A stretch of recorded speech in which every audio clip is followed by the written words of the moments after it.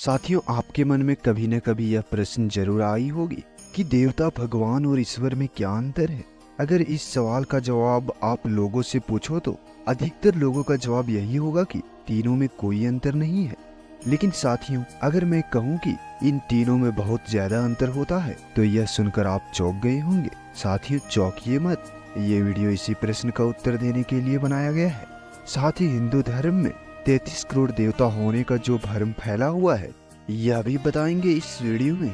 नमस्कार दोस्तों, मैं हूं राम और आपका एक बार फिर से स्वागत है देवलोक में। तो चलिए जानते हैं इन सभी प्रश्नों का उत्तर विस्तार से। लेकिन आगे बढ़ने से पहले आपसे एक छोटी सी रिक्वेस्ट है कि इस चैनल को सब्सक्राइब करके बेल आइकन दबाना न भूलें।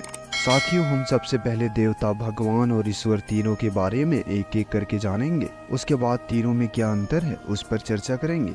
आइए सबसे पहले जानते हैं देवता कौन होते हैं। साथियों, देवता का सामान्य अर्थ देने वाला या दाता होता है।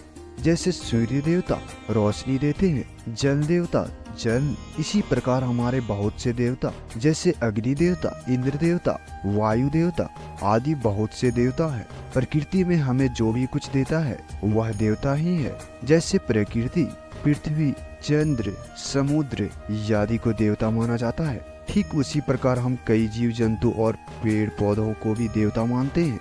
साथियों, हमारे माता पिता भी देवता ही है, जिन्होंने हमें जन्म दिया और हमारा पालन पोषण किया। इसी प्रकार गुरु भी देवता होते हैं, क्योंकि वो हमें ज्ञान देते हैं। देवता कोई भी बन सकता है, इंसान भी देवता बन सकते हैं। अगर हम मनुष्य दूसरों की मदद करें, अच्छे कर्म करें, उसे वैसे भी मनुष्य नहीं देवता कह के संबोधित करने लगते हैं। साथियों, इंद्र, यज्ञ, वायु, कुबेर आदि जितने भी देवता हैं, ये सभी हमारी तरह ही माया के अधीन होते हैं। यानी कि इन पर भी मनुष्य की तरह काम, क्रोध, लोभ, मोह, मद, मत्सर, घृणा, ईर्ष्या, द्वेष तथा भय का प्रभाव होता है। उदाहरण के तौर पर आप जानते ही होंगे, इंद्रलोक में उर्वशी का नृत्य देखा जाता है। इंद्रदेव मदिरा पान करते हैं। देवराज इंद्र देवताओं के राजा है और उन्हें अपने सिंहासन का मोह भी है, जिससे स्पष्ट होता है कि देवताओं पर भी माया का प्रभाव होता है। साथियों, देवी देवता भगवान की कार्य में मदद करने के लिए हैं। ये भगवान के आदेश पर ही कार्य करते हैं। देवताओं पर जब भी कोई परेशानी आती है तो ये देवता भागे भागे भगवान के पास मदद के लिए जाते हैं, जिससे स्पष्ट होता है कि देवता भी भगवान की ही पूजा करते हैं। साथियों, अब हम बात करेंगे कि भगवान कौन होते हैं। साथियों, जिसके पास धन हो उसे धनवान कहते हैं, विद्या वाले को विद्यावान कहते हैं। ठीक उसी प्रकार भग वाले भगवान कहलाते हैं। आप सोच रहे होंगे कि ये भग क्या होता है। भग एक संस्कृत शब्द है। संपूर्ण ऐश्वर्य, धर्म, यश, श्री, ज्ञान तथा वैराग्य, इन छह को भग कहते हैं। इन सब लक्षणों और इससे भी अनंत गुण जिसमें है वह भगवान है।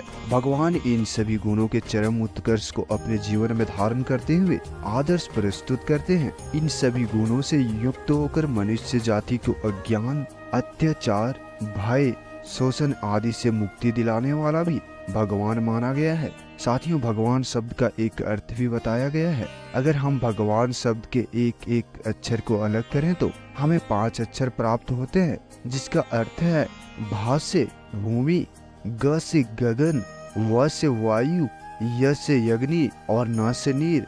इन पांचों तत्वों से ही सृष्टि का निर्माण हुआ है। हमारा शरीर भी इन पांचों तत्वों से मिलकर बना है। जिनका इन पांचों तत्वों पर कंट्रोल हो वो भगवान है। साथियों, ब्रह्मा, विष्णु, शिव जी, गणेश जी, राम जी, कृष्ण जी, बुद्ध और महावीर स्वामी आदि सभी भगवान है।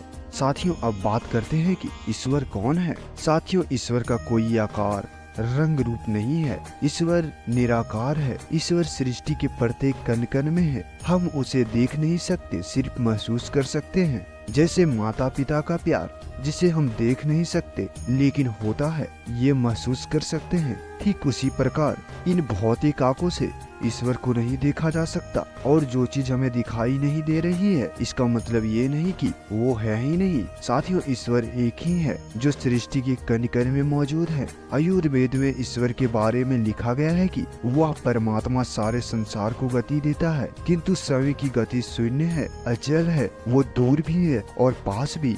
वही सारे संसार में यनु परमाणु के अंदर भी है और बाहर भी।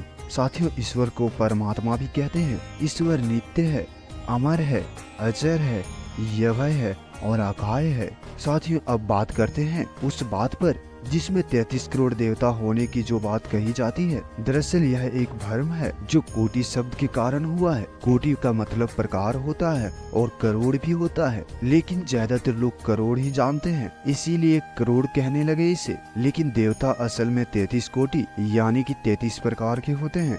तो साथियों, आज के इस वीडियो में बस इतना ही। मिलते हैं एक और नई वीडियो के साथ, तब तक के लिए अपना ख्याल रखें। धन्यवाद।